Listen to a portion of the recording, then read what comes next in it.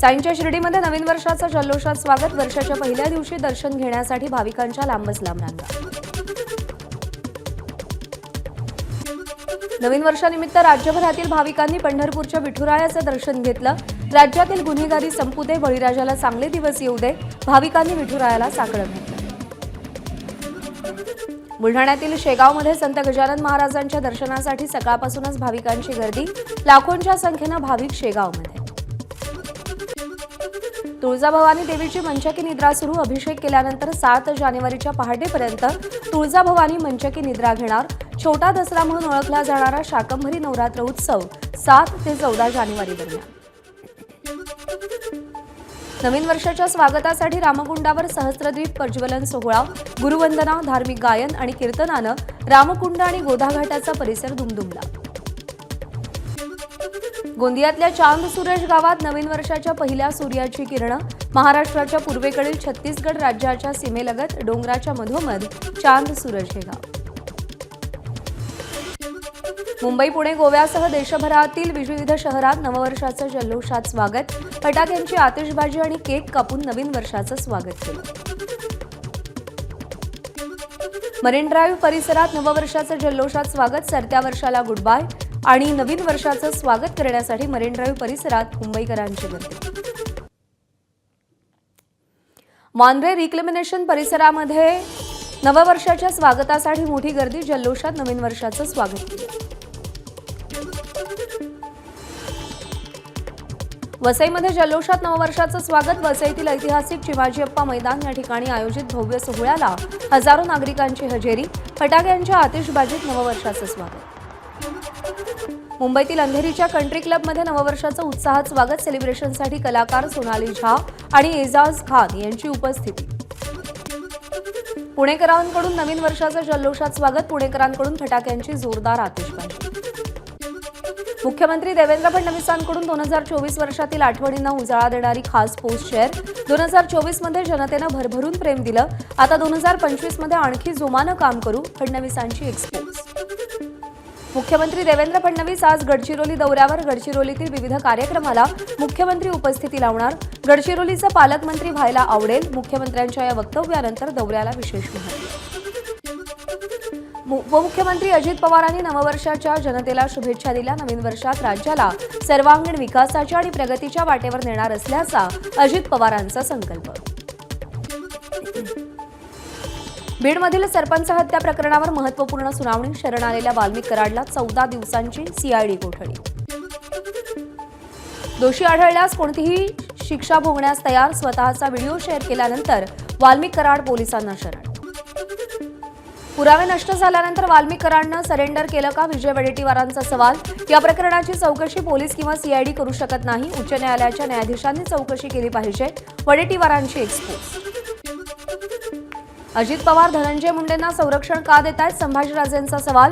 धनंजय मुंडेंना मंत्रिपदावरून हटवा, संभाजीराजेंची मागणी. त्याशिवाय या प्रकरणात न्याय मिळणार नसल्याचंही वक्तव्य. सुरेश धस यांनी माफी मागितल्यामुळे त्यांच्यावर कोणतीही कायदेशीर कारवाई करणार नाही. या संपूर्ण प्रकरणावर पडदा टाकत असल्याची प्राजक्ता माळेची प्रतिक्रिया.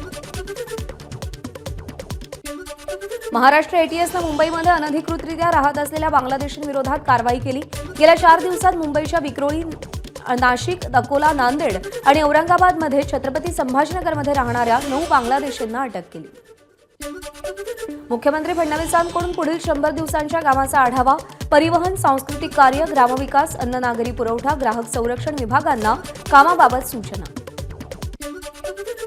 ठाण्यामध्ये शिवसेनेकडून रक्तदान शिबिराचं आयोजन. रक्तदान शिबिरामध्ये उपमुख्यमंत्री एकनाथ शिंदे आणि खासदार नरेश म्हस्केंनीही रक्तदान केलं. उपमुख्यमंत्रीपदाची शपथ घेतल्यानंतर एकनाथ शिंदे पहिल्यांदाच किसननगरच्या शाखेच्या दिनदर्शिकेचं प्रकाशन केलं. जुने मित्र आणि सहकाऱ्यांची भेट घेतली. जात पडताळणी प्रक्रिया ऑनलाईन करा. विशेष सहाय्य योजनांचं अनुदान डीबीटी प्रणालीद्वारे द्या. वसतिगृहाची प्रवेश प्रक्रिया ऑनलाईन करा. मुख्यमंत्री देवेंद्र फडणवीसांचे सामाजिक न्याय विभागाच्या अधिकाऱ्यांना निर्देश.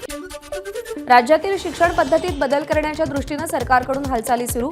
शैक्षणिक दर्जा सुधारण्यासाठी काम करणाऱ्या संस्थांशी दादा भुसे संवाद साधणार. डहाणूतील ग्राममंगल संस्थेच्या शाळेला भुसेंनी भेट दिली. पाणीपुरवठा मंत्री गुलाबराव पाटील आज पदभार स्वीकारणार. पदभार स्वीकारल्यानंतर पाणीपुरवठा विभागाचा रोडमॅप देखील सादर करणार. मंत्री गुलाबराव पाटलांच्या पाळधी गावामध्ये जाळपोळीची घटना. गुलाबराव पाटलांच्या पत्नीला घेऊन जाणाऱ्या वाहन चालकाला शिवीगाळ केल्याच्या रागातून 2 गट आमने-सामने आल्याची सूत्रांची माहिती. कोरोना काळातील जम्बो कोविड सेंटर घोटाळा प्रकरणी आरोपी संजय परब आणि रविकांत सिंग यांना विशेष पीएमएलए कोर्टाकडून प्रत्येकी 1 लाखाच्या जातमुचलक्यावर जामीन मंजूर. नवीन वर्षात महावितरणची ग्राहकांना भेट. कागद वाचवा पर्यावरण वाचवा या संकल्पनेनुसार चालवण्यात येणाऱ्या गो ग्रीन सेवेचा पर्याय निवडणाऱ्यांना पुढील 12 महिन्यांची 120 रुपये एक रकमी सवलत तात्काळ मिळणार. आजपासून यूपीआयच्या नियमांमध्ये बदल. याआधी यूपीआय पेसाठी असलेली 5,000ची मर्यादा वाढवून आता 10,000वर.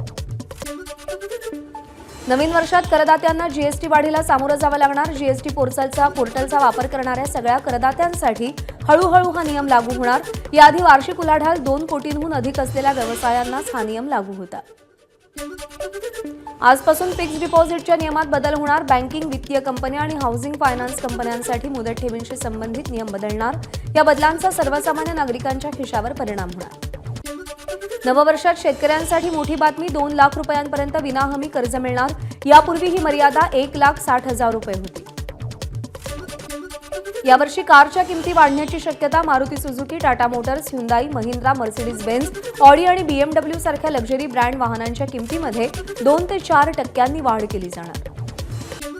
राज्यातील सोयाबीन उत्पादक शेतकऱ्यांना दिलासा. सोयाबीन खरेदीसाठी नोंदणी करण्यास 6 जानेवारीपर्यंत मुदतवाढ. पणन मंत्री जयकुमार रावल यांची घोषणा. अकोल्याच्या कृषी उत्पन्न बाजार समितीत तुरीच्या दरात घसरण. तुरीचे भाव प्रति क्विंटल 665 रुपयांनी घसरले. सध्या तुरीला प्रति क्विंटल सरासरी 7,700 रुपयांचा भाव. वाशिमपासून 15 किलोमीटरवर असलेल्या केकतुमरा रस्त्यावरती खड्ड्यांचं साम्राज्य. मराठवाड्याला जोडणारा हा रस्ता असल्यानं नागरिक त्रस्त. निवेदन देऊनही काम सुरू न झाल्यानं रास्ता रोको आंदोलन केलं. अमरावती शहर पोलिसांच्या वाहतूक विभागाकडून हेल्मेट वापराबद्दल जनजागृती. अपघाताच्या घटना टाळण्यासाठी 31 डिसेंबर आणि नववर्षाच्या निमित्तानं जनजागृती. यावेळी एकानं यमराजाचा पोशाख धारण करून हेल्मेट वापरण्याचं आवाहन केलंय. नववर्षानिमित्त खामगाव शहरात पोलीस आणि सामाजिक संघटनांकडून मोफत दूध वाटप. तरुणांना मद्यपान न करण्याचा संदेश दिला. मुंबईतील पर्यटकांकडून कुडाळमध्ये स्थानिकाला बेदम मारहाण. इनोव्हा कारनं 3 दुचाकींना धडक दिल्यावरून वाद झाला. पर्यटकांना आपल्या ताब्यात देण्याची स्थानिकांची पोलिसांकडे मागणी. माजी राष्ट्रपती रामनाथ कोविंद यांनी सहकुटुंब त्र्यंबकेश्वराचं दर्शन घेतलं. कोविंद यांच्या दर्शनादरम्यान काही काळ रांग बंद ठेवल्यानं सर्वसामान्य भाविकांकडून नाराजी व्यक्त. रायगडच्या समुद्र किनाऱ्यांवरती देशविदेशातील पर्यटक दाखल. अलिबाग, नागाव, श्रीवर्धन आणि दिवे आगार समुद्र किनाऱ्यावर पर्यटकांची तुफान गर्दी. नववर्षानिमित्त चिखलदरा इथं पर्यटकांची मोठी गर्दी. जंगल सफारी करताना अनेक पर्यटकांना जंगली प्राण्यांचं दर्शन. पर्यटकांनी जंगल सफारीचा आनंद घेतला. आत्महत्येची धमकी देऊन मुलाला उठाबशा काढायला लावल्या. वसईच्या फुटओव्हर ब्रिजवरील घटनेचा व्हिडिओ व्हायरल. संबंधित तरुण आणि तरुणीची ओळख पटवण्याचं काम सुरू. चेंबूरमधील पंडित मदन मोहन मालवीय शताब्दी रुग्णालयात सफाई कर्मचाऱ्याकडून रुग्णांची तपासणी. हा कर्मचारी रुग्णांचे ईसीजी करत असल्याचं सपाच्या मुंबई अध्यक्षा रुक्साना सिद्दीकींनी उघड केलं. मनमाड पालिका कर्मचाऱ्यांचे प्रलंबित मागण्यांसाठी उपोषण. प्रशासनानं लेखी आणि तोंडी आश्वासन देऊनही मागण्या पूर्ण न झाल्यानं सीटू संघटनेकडून उपोषण. मागण्या मान्य न केल्यास तीव्र आंदोलनाचा इशारा. एबीपी माझा, उघडा डोळे बघा नीट.